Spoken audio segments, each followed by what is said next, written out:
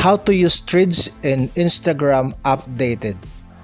On this video, I will show you the exact step to use and install threads on your Instagram app. What is Threads? Threads is a new app built by the Instagram team for sharing text updates, joining public conversation.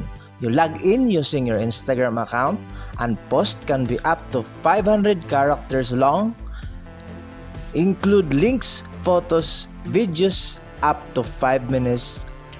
First thing, before you can use Threads on your Instagram app, you must first install or update the app for this new feature. We proceed, tap profile at the bottom, tap menu button,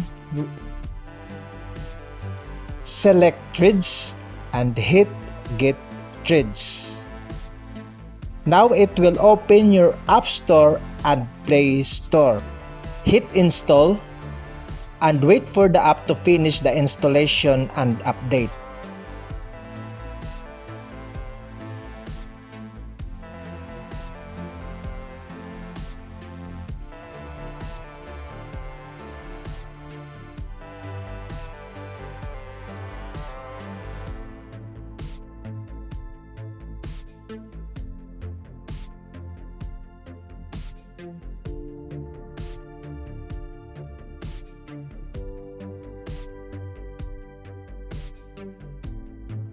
Now open the Threads.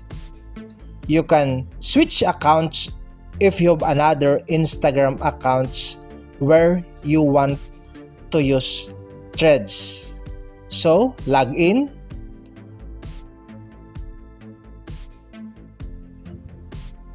To customize your profile, so we hit tap import. Now for the privacy option, you can use public or private profile. Just tap public and continue.